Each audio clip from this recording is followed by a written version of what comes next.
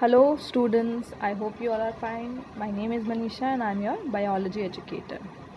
Today we are going to study about or start a new kingdom, the kingdom Protista. Previously we have studied kingdom Monera and I have made 3 parts for kingdom Monera. So you have to watch all the parts to understand the concept and understand the whole kingdom better, right? So let's get started. First we are going to study about the general characteristics. अगर हम किसी भी organism या kingdom की बात करते हैं, classification की बात करते हैं, तो हमें उनके जनरल कैरेक्टरिस्टिक पता होने चाहिए जिससे कि हम उन्हें पहचान पाएँ. ये ज़्यादातर एक्वेटिक होते हैं, फ्रेश वाटर में रहते हैं और moist soil. This is the habitat. किस तरह के हैबिटेट में ये मिलते हैं? एक्वेटिक भी हो सकते हैं, फ्रेश वाटर भी हो सकते हैं, सी में भी रह सकते हैं और मॉइस्ट सॉइल में भी मिल सकते हैं. Protists are found in the water bodies in the form of planktons. Planktons क्या होते हैं? Passive swimmers, जो कि वाटर की करंट के साथ ही बहते हैं. उनके पास कोई अपना ऐसा ऑर्गेनल या फिर ऐसा कोई पार्ट नहीं होता है जो उनको हेल्प करे मूवमेंट में. तो ये इसीलिए हम इनको पैसिव बोलते हैं. और जो एक्टिव स्विमर होते हैं उनको हम बोलते हैं नेक्टॉन्स. ठीक है, प्लैंक्टॉन्स एंड नेक्टॉन्स, ये 2 टर्म्स होती हैं. ये आपको जब आप इकोसिस्टम या इकोलॉजी पढ़ेंगे ना, तब आपको ये टर्म्स बहुत सुनने को मिलेगी. ये माइक्रोस्कोपिक होते हैं, यूकैरियोटिक होते हैं, फोटोसिंथेटिक होते हैं. प्रीवियसली किंगडम मोनेरा में हमने पढ़ा था दे आर प्रोकैरियोटिक. यहाँ से एडवांसमेंट होना शुरू हो गया. अब सेल कैसी है? यूकैरियोटिक एंड फोटोसिंथेटिक है. ये फोटोसिंथेसिस कर सकते हैं, प्लांट लाइक सिमिलैरिटी. अब आपको ये बहुत सारी जो इनकी सिमिलैरिटीज़ है वो प्लांट लाइक है, कुछ एनिमल लाइक भी है और कुछ फंजाई लाइक भी है. तो इस बेसिस पे हम इनको कनेक्टिंग लिंक बोलते हैं. प्रोकैरियोट्स और जो हायर ऑर्गेनिजम्स हैं जैसे कि fungi, plantae and animalia. Okay, so इनके कुछ कैरेक्टरिस्टिक्स प्लांट लाइक है और प्रोकैरियोट से थोड़ा एडवांसमेंट है और एनिमल या फंजाई लाइक भी है. सीलिया एंड फ्लैजेला प्रेजेंट नहीं होता. That is why they are planktons. That is why they can move only passively according to the water current. Nucleus इनके अंदर किस तरह का होता है? पोरस न्यूक्लियर एनवेलप होती है. क्रोमैटिन होते हैं, न्यूक्लियोलस एंड न्यूक्लियोप्लाज्म होता है. ठीक है, तो ये सारा स्ट्रक्चर पाया जाता है. तो इसको बोल सकते हैं कि हम यहाँ पे ऑलमोस्ट कंप्लीट न्यूक्लियस प्रेजेंट होता है जैसे कि यूकैरियोटिक सेल्स में होता है. ठीक है, आगे बढ़ते हैं. अब क्लासिफिकेशन करेंगे हम किस तरह से. देखिए, बेसिकली 3 टाइप्स में हम इनको बांट सकते हैं. एक तो फोटोसिंथेटिक, एक सैप्रोफिटिक और एक होता है होलोजोइक प्रोटिस्ट. तो फोटोसिंथेटिक में कौन से आते हैं? Chrysophytes, dinoflagellates and euglenoids. Chrysophytes के अंदर आते हैं डायटम्स एंड डेस्मिड्स. ठीक है, डायनोफ्लैजिलेट्स ये भी हम पढ़ेंगे और यूग्लिनॉइड्स जैसे यूग्लिना जो हो गया वो इसी के अंदर आता है. सेप्रोफिटिक जो बेसिकली सड़ी गली चीज़ों पे रहते हैं, डेड एंड डिकेइंग मैटर पे रहते हैं, वो प्रोटिस्ट इसके अंदर आते हैं जो कि होते हैं स्लाइम मोल्ड्स. एंड होलोजोइक या पैरासिटिक जो होते हैं, जो प्लांट सिमिलैरिटी किसके साथ शो करते हैं? एनिमल्स के साथ ये सिमिलैरिटी शो करते हैं. Similarity with animals. और ये जो होते हैं ये सिमिलैरिटी शो करते हैं फंजाई के साथ. किस तरह से शो करते हैं मैं अभी आपको बताऊंगी जब मैं आपको डिटेल में पढ़ाऊंगी.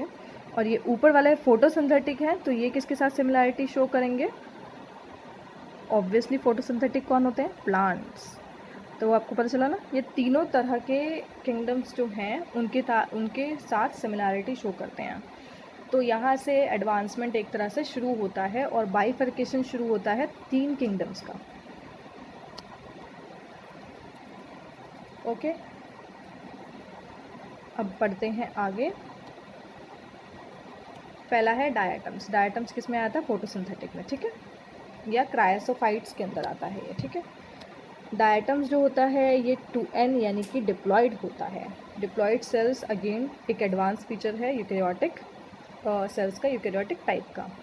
अब डेस्मिड्स के बारे में ज़्यादा कुछ अभी तक नॉलेज वैसे भी नहीं है और आपके सिलेबस में भी ये नहीं है और यहाँ से क्वेश्चन भी नहीं आएगा। जो बेसिक है वो ये है कि डेस्मिड्स और डायटम्स में एक बेसिक पिक्चर होता है, ये डिप्लॉयड होते हैं और ये हैप्लॉयड होता है, इनके अंदर सिंगल सेल्स होते हैं, ठीक है। बाकी और कोई ऐसा सच ज़्यादा है नहीं डेस्मिड्स के बारे में पढ़ने के लिए। तो हम डायटम्स के बारे में पढ़ेंगे। ये मराइन या फिर फ्रेश वाटर हो सकते हैं। इनकी सेल वॉल जो है वो सेल्यूलोज या सिलिका की होती है, सेल्यूलोज प्लस सिलिका, ठीक है। सिलेशियस जो बॉडी होती है वो इनके अंदर प्रेजेंट होती है, siliceous cell wall, sorry. And body contains epitheca और hypotheca like a soap box. Soap box आप सबने देखा होगा, इस तरह का कुछ स्ट्रक्चर बनाता है यह। एक ऊपर होता है छोटा वाला एंड नीचे होता है बड़ा स्ट्रक्चर। ऊपर वाले को बोलते हैं हम एपिथीका एंड नीचे वाले को बोलते हैं हम हाइपोथीका, ठीक है। तो इसी तरह से होता है और ये जो है डिवीज़न किसी इस तरह से ही करते हैं कि अभी जो एपिथीका है वो डिस्ट्रॉय हो जाएगा, जो हाइपोथीका है वो एपिथीका बन जाएगा दूसरे उसमें। इसका जो नीचे वाला है ना हाइपोथीका जो है वो दूसरे सेल के लिए डिवाइड होने के बाद वो एपिथीका बन जाता है और एक दूसरा हाइपोथीका वहाँ पे आके बन जाता है। तो इस तरह से इनका साइज़ छोटा छोटा हो जाता था, पर ये कम्प्लीटली मरते नहीं हैं। ये जाके बॉटम में जो ऑब्वियसली ये ज़्यादातर मराइन होते हैं तो वाटर में या फ्रेश वाटर में जाकर ये नीचे बॉटम में इकट्ठे होने लगते हैं। तो ये एक टाइप का मिट्टी बनाते हैं जिसको बोलते हैं डायाटोमियस अर्थ या फिर डायाटोमाइट, जो कि अभी आप पढ़ोगे। इनके अंदर फ्लैजेला नहीं होता है, प्लैंक्टॉन्स की कैटेगरी में आते हैं ये। क्लोरोफिल ए मिलेगा, बी मिलेगा, बिकॉज क्योंकि फोटोसिंथेटिक है तो क्लोरोफिल ए और बी। फ्यूकोसैंथिन जो है ब्राउन कलर का एक पिगमेंट होता है जो इनके अंदर पाया जाता है, इसी वजह से इनको गोल्डन ब्राउन एल्गी भी बोलते हैं। इनकी अपीयरेंस बहुत शाइनी होती है और इनको jewel of the plant kingdom में बोलते हैं। पहले प्लांट्स में आते थे इसलिए jewel of the plant kingdom बोलते थे। इनका ल्यूकोसिन जो है एक तरह का पॉलीसेकेराइड यानी कि कार्बोहाइड्रेट होता है जो कि रिजर्व फूड है।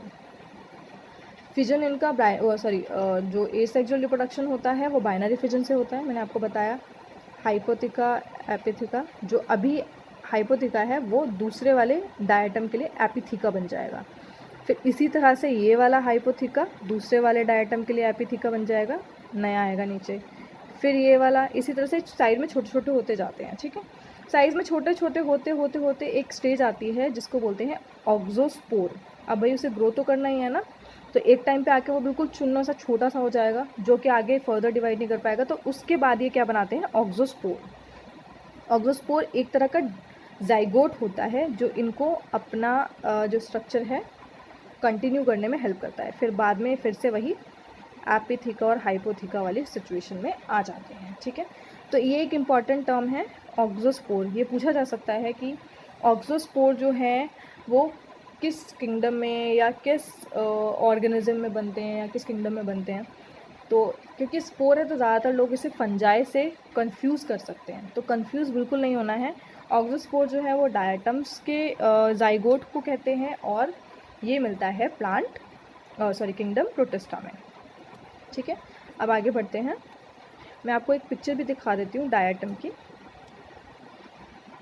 ये वाली जो पिक्चर है ये डायटम से, देखा कितने ब्यूटीफुल से हैं, शाइनी शाइनी इनका अपीयरेंस होता है, इसीलिए इनको ज्वेल्स भी बोलते हैं, ज्वेल्स ऑफ प्लांट किंगडम।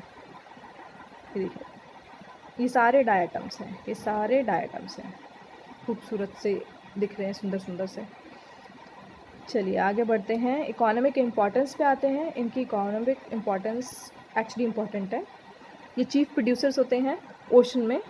ये नीट 2018 का क्वेश्चन है, which organisms are the chief producers. तो वो कौन है, डायटम्स।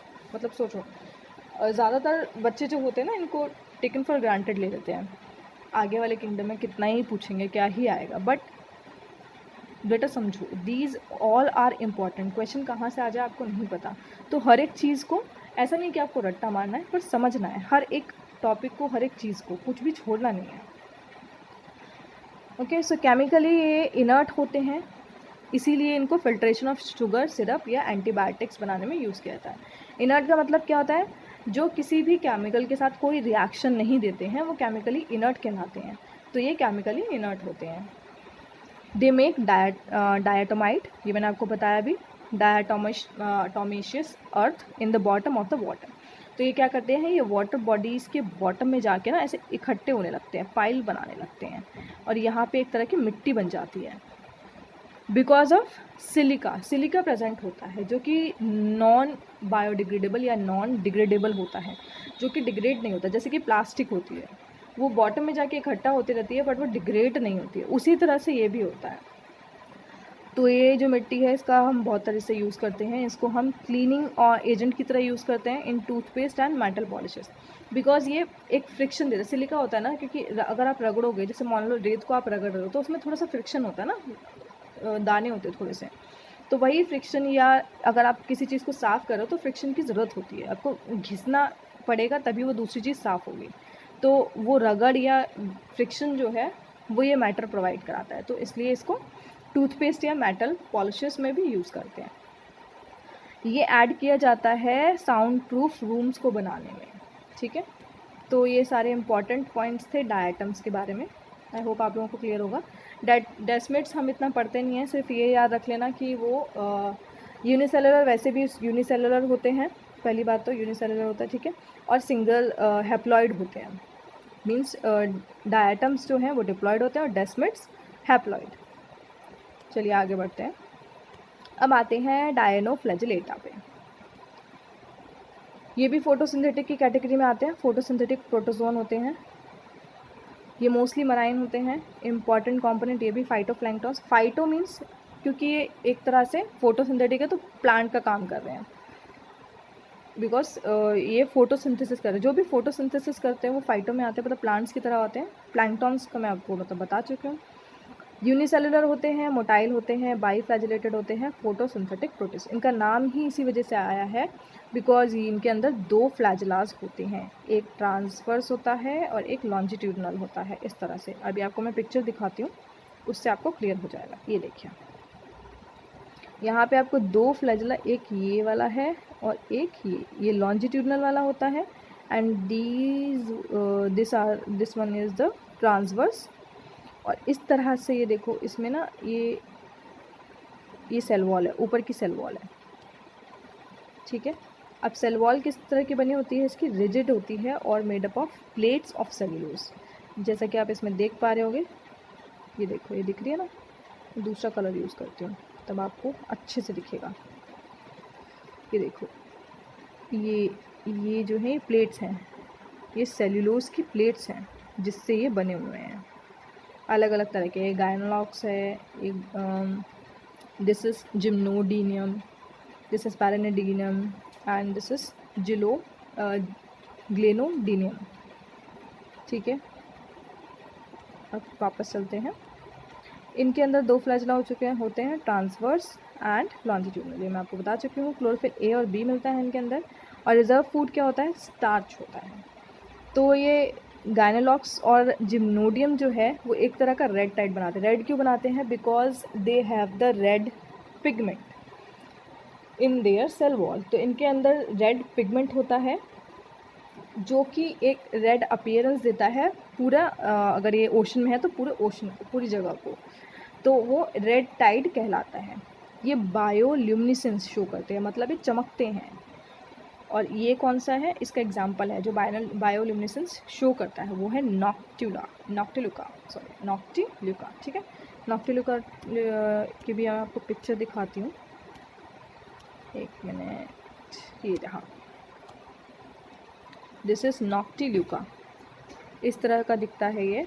और ये बायोल्यूमिनेसेंस यानी कि चमक पैदा करता है रात में, ठीक है। डायनोफ्लैजिलेट्स के बारे में यही है। बाइनरी फिजन होता है इनके अंदर भी। बाइनरी फिजन के थ्रू ही ये एसेक्सुअल रिप्रोडक्शन शो करते हैं। एंड रिजर्व फूड मैंने आपको बता दिया है, ठीक है। चलिए नेक्स्ट कैटेगरी पे चलते हैं। नेक्स्ट कैटेगरी इज़ यूग्लिनॉइड्स, जिसका एक मेंबर है यूग्लिना। यूग्लिना आप सब लोगों ने देखा होगा, मतलब पढ़ा होगा, ऐसे नॉर्मली ना देखा हो, लाइव ना देखा हो, तो आप लोगों ने पढ़ा होगा ऐसे। फ्रेश वाटर होते हैं ये मिक्सोट्रॉपिक, बहुत इंपॉर्टेंट पॉइंट है, मिक्सोट्रॉपिक न्यूट्रिशन शो करते हैं। यहाँ पे पहली बार मिक्सोट्रॉपिक न्यूट्रिशन देखने को मिलता है। फोटोसिंथेटिक मतलब जब इनके अंदर फोटोसिंथेसिस, जब लाइट प्रेजेंट होती है तब ये फोटोसिंथेसिस कर सकते हैं, और जब लाइट प्रेजेंट नहीं होती है या उस टाइम पे सेप्रोबिक कंडीशंस है, मतलब गली सड़ी चीज़ें प्रेजेंट हैं, तो डेड एंड डिकेइंग मैटर पे भी ये अपना न्यूट्रिशन ले सकते हैं। तो फोटोसिंथेटिक भी कर सकते हैं और डेड एंड डिकेइंग वाला सेप्रोबिक या सेप्रोफिटिक न्यूट्रिशन भी ये शो करते हैं।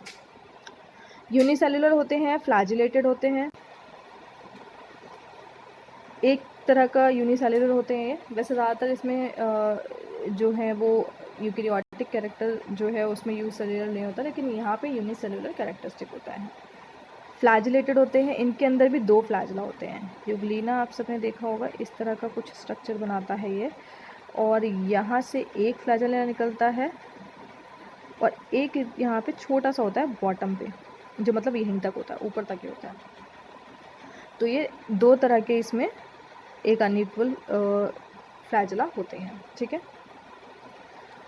अब इम्पॉर्टेंट बात एक और है इसमें, विदाउट सेल्यूलोज सेल वॉल, ये फोटोसिंथेटिक होते हैं बट इनके अंदर सेल्यूलोज नहीं मिलता इनके सेल वॉल में। इंस्टेड ऑफ सेल्यूलोज की सेल वॉल एक पेलिकल होता है, कवरिंग होती है, पतली झिल्लीनुमा कवरिंग होती है जिसको पेलिकल बोलते हैं। ये पेलिकल क्या करता है, ये पेलिकल फ्लेक्सिबिलिटी देता है बॉडी को, यूग्लिना की बॉडी को, या यूग्लिना हम एग्जाम्पल लेके चल रहे हैं, तो इलास्टिन प्रोटीन होता है जो बॉडी की शेप को मेंटेन रखने में हेल्प करता है, ठीक है। एक मिनट, क्या बना दिया मैंने, इस तरह का कुछ होता है ये, एक इसमें से निकला, एक निकला। तो ये जो बाहर की कवरिंग होती है ना, इसमें सेल्यूलोज नहीं होता, ये पेलिकल कहलाती है, ठीक है। कॉन्ट्रेक्टाइल वैक्यूल्स प्रेजेंट होती है। कॉन्ट्रेक्टाइल वैक्यूल्स आपने पैरामीशियम में भी पढ़ा होगा, जो कि इन्गेशन के और एक्सक्रीशन के काम आती है और ऑस्मो रेगुलेशन के भी काम आती है। क्लोरोफिल ए क्लोरोफिल बी मिलता है, एंड रिजर्व फूड इसमें क्या होता है, पैरामाइलम, जो कि एक तरह का कार्बोहाइड्रेट ही है। और यहाँ पे लॉन्जिट्यूडनल बाइनरी फ्यूजन होता है। अब देखो ये डिफरेंस हो गया यूग्लिना और पैरामीशियम में। यहाँ पे लॉन्जिट्यूडनल मतलब इस तरह से होता है, एक सेल यहाँ से डिवाइड हो जाएगा और एक सेल यहाँ से इस तरह से डिवाइड होगा। और पैरामीशियम जो होता है, स्लीपर लाइक ऑर्गेनिज्म बोलते हैं इसको, ठीक है। पैरामीशियम जो होता है इसमें ट्रांसवर्स होता है, इस तरह से होता है। तो लॉन्जिट्यूडनल और ट्रांसवर्स डिवीजन आपको समझ में आ गए। पैरामीशियम भी इसी में आता है, लेकिन वो प्रोटोजोन वाली कैटेगरी में आता है, प्रोटोजोआ में आता है, ठीक है। चलिए आगे बढ़ते हैं। ये है यूग्लिना की पिक्चर। अब देखो यहाँ पे ये है साइटोस्टोम, जिसको माउथ बोलते हैं हम। तो जो भी फूड की एंट्री होती है वो यहीं से होती है। फ्लैजेला, ये रहा एक फ्लैजेलम, सिंगल है ना फ्लैजेलम। अब देखो इसमें आपको दिखाती हूँ मैं, 2 फ्लैजेलास होते हैं, एक अंदर की तरफ होता है, इस तरफ, ठीक है, इस तरह से होता है। एंड ये फोटो रिसेप्टर है, रिजर्वॉयर होता है, कॉन्ट्रैक्टाइल वैक्यूल्स, ये रहे कॉन्ट्रैक्टाइल, जो वाटर बैलेंस को बनाए रखने में हेल्प करता है, क्योंकि ये मराइन होते हैं, तो वाटर का बैलेंस बॉडी के अंदर और बाहर की तरफ बना रहे, वो कॉन्ट्रैक्टाइल वैक्यूल बोलते हैं, या जिसको ऑस्मो रेगुलेशन भी बोलते हैं हम। दिस इज़ द पेलिकल, जो कवरिंग है उसको हम बोलते हैं पेलिकल। ये थिन होती है, इलास्टिक होती है और बॉडी के मूवमेंट में हेल्प करती है। अब देखो ये फ्लैजेला भी है यहाँ पे, लेकिन ये जो यूग्लिना है वो अपनी बॉडी से भी मूवमेंट करता है, जिसको बोलते हैं हम रिगुलर मूवमेंट। रिगुलर, एक मिनट आपको दिख नहीं रहा होगा, इसको हटा देती हूँ, रेगुलर मूवमेंट, ठीक है। रेगुलर मूवमेंट क्या होता है, जो आपने एक बार कभी देखा होगा, मटर के अंदर एक कीड़ा निकलता है, वो अपनी बॉडी को इस तरह से दबाता है, फिर आगे बढ़ता है, फिर कॉन्ट्रैक्ट करता है, फिर एक्सपेंड करता है, इस तरह से आगे बढ़ता जाता है ना, तो वही रेगुलर मूवमेंट होता है, वो ये भी शो करते हैं। और फ्लैजेला से तो होता ही है खैर इनका लोकोमोशन, ठीक है, तो दोनों तरह से कर लेते हैं ये। सो ये है बेसिक स्ट्रक्चर ऑफ यूग्लिना। चलो अब आगे बढ़ते हैं। अब आते हैं हम स्लाइम मोल्ड्स पे। स्लाइम मोल्ड्स किस तरह के होते हैं, देखो मैं आपको एक बार प्रीवियस स्लाइड पे लेके जाती हूँ जहाँ पे हमने क्लासिफिकेशन पढ़ा था। Slime moulds are saprophytic प्रोटिस्ट्स।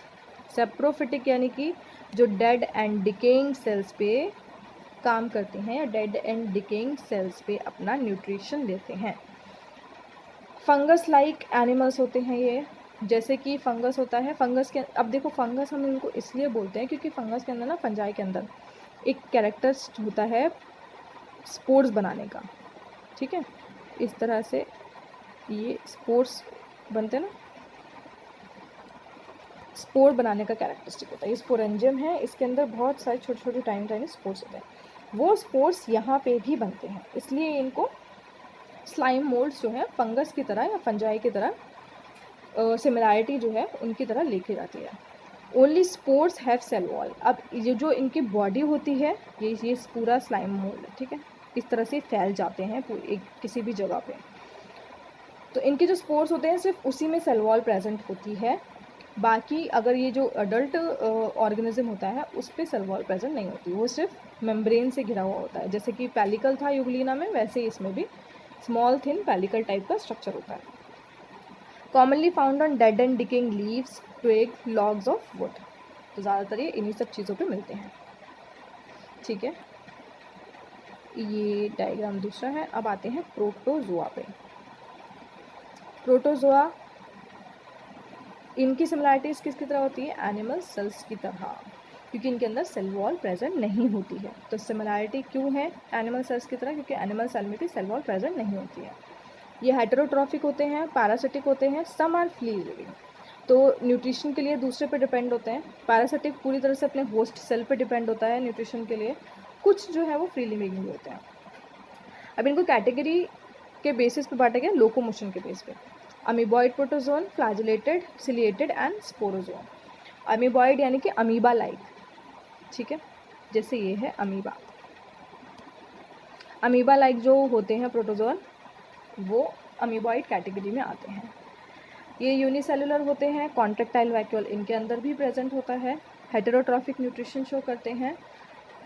Ectoplasm, endoplasm, दो इनकी लेयर होती है। बाहर की जो लेयर ये स्यूडोपोडिया बनाते हैं, सुना होगा आपने, स्यूडोपोडियम एक फॉल्स फीट बनाते हैं एनगल्फ करने के लिए किसी भी फूड पार्टिकल को, ठीक है, फूड पार्टिकल को एनगल्फ करने के लिए स्यूडोपोडिया बनाते हैं।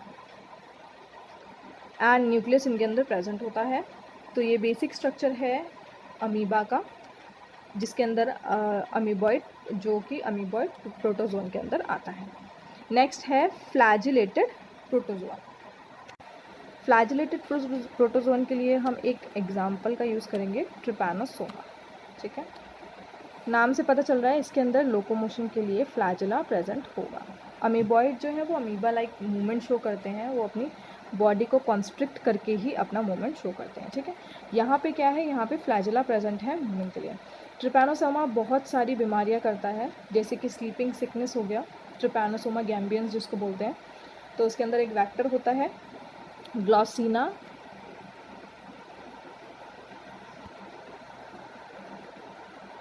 पैलिस, या जिसको हम बोलते हैं सीसी फ्लाई। ये क्वेश्चन काफ़ी बार पूछा जाता है, डिजीज़ में आप इसको पढ़ सकते हैं, ठीक है। बैक्टीरियल, प्रोटोजोअन और वायरल डिजीज़ जो होते हैं ना, जब हम पढ़ेंगे तब इसके बारे में भी पढ़ेंगे। तो ये वो कॉज करता है, स्लीपिंग सिकनेस कॉज करता है।